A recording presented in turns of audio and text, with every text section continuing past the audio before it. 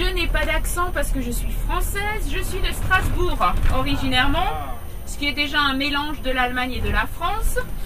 Et comment j'ai atterri à Berlin? C'est tout simplement parce que j'ai eu un coup de foudre pour la ville de Berlin quand je suis venue en vacances il y a quelques années.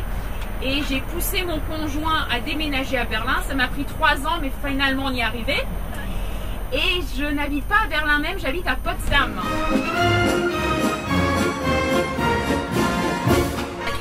Un morceau du mur de Berlin qui est encore en place, et sur votre droite vous allez voir un centre de documentation qui s'appelle la topographie de la terreur. Et si vous avez envie d'en savoir plus sur les nazis, sur la mise en place de cette politique de la terreur en Allemagne avec la SS, avec la Gestapo, je vous conseille vivement d'aller visiter ce centre de documentation qui a été construit à l'emplacement du quartier général de la Gestapo et des SS.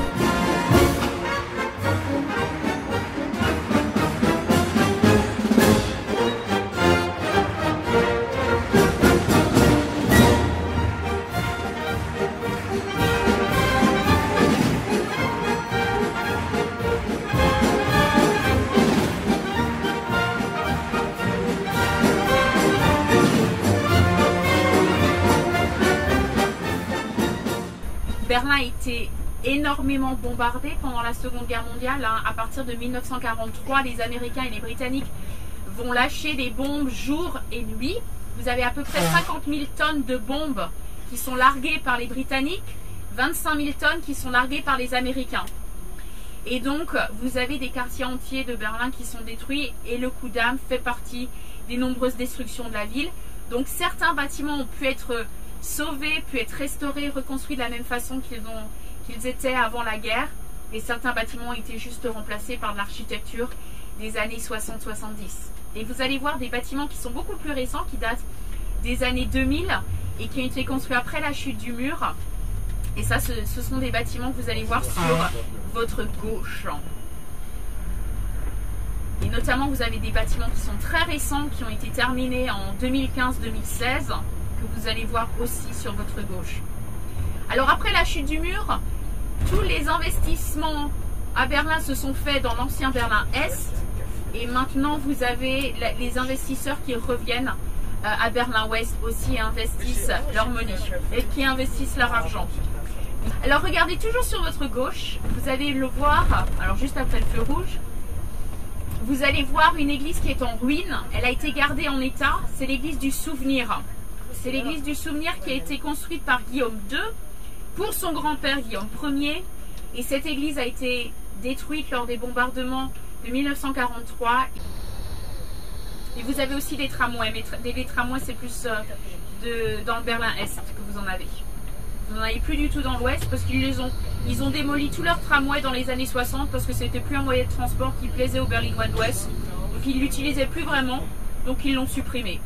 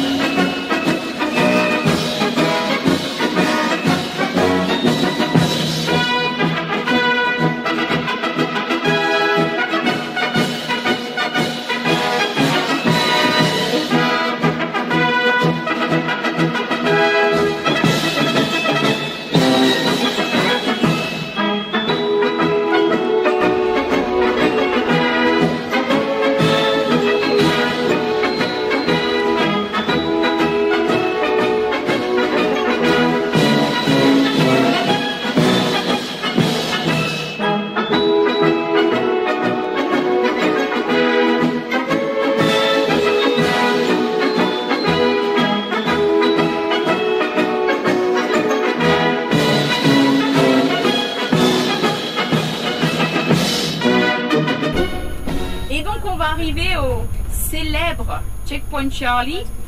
Alors, il n'y a plus rien de vrai à Checkpoint Charlie. Vous allez voir sur votre droite une petite maison qui était la petite maison d'origine des Américains pour faire passer le contrôle. Et en fait, le bâtiment qui servait aux autorités est-allemandes pour contrôler les gens qui rentraient dans Berlin-Est se situait sur votre gauche, où vous voyez maintenant ces sortes de vides, même si c'est plus très vide à l'heure actuelle. C'était là où vous aviez vraiment le passage. Sur votre droite, vous allez pouvoir voir le Reichstag, qui est aujourd'hui en fait le siège du Bundestag, qui est le nom officiel du Parlement allemand. Vous voyez la magnifique coupole en verre qui a été construite par Sir Norman Foster, l'architecte britannique qui a aussi proposé la reconstruction de Notre-Dame de Paris. Et cet architecte britannique a fait toute la rénovation du Reichstag. Et le Reichstag a été réouvert et a eu sa première assemblée en septembre 1999.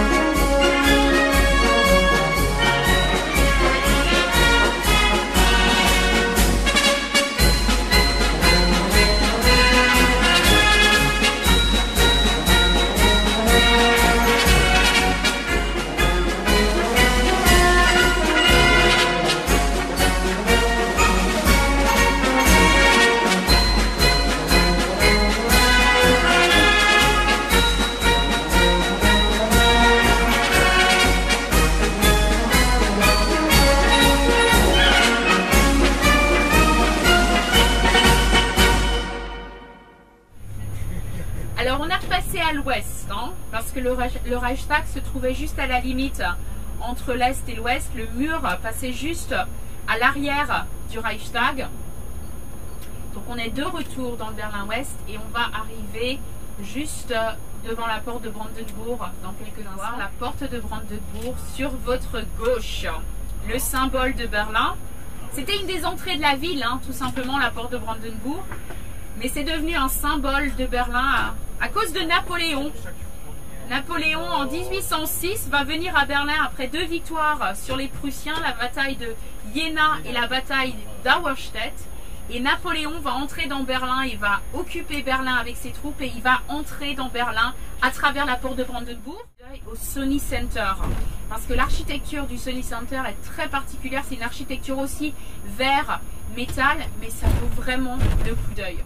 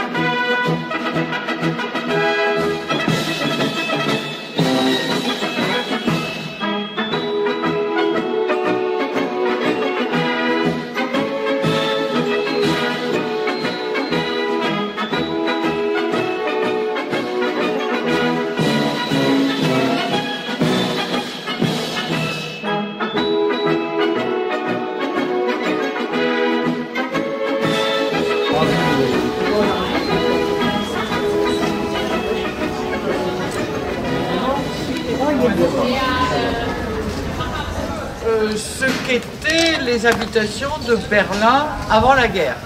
C'est-à-dire une cour, puis une autre cour, et encore une autre cour. Donc, ceux ici, ils ont encore un petit peu de lumière parce que c'est pas trop fermé, mais vous avez vu là-bas au fond, ça commence à être nettement plus sombre, et c'était forcément aussi plus insalubre et moins cher. Hein. Donc ça a été conservé, et c'est devenu un lieu alternatif, on va dire, pour les artistes, pour des cafés. C'est un des lieux dans Berlin de protestation contre la société de consommation.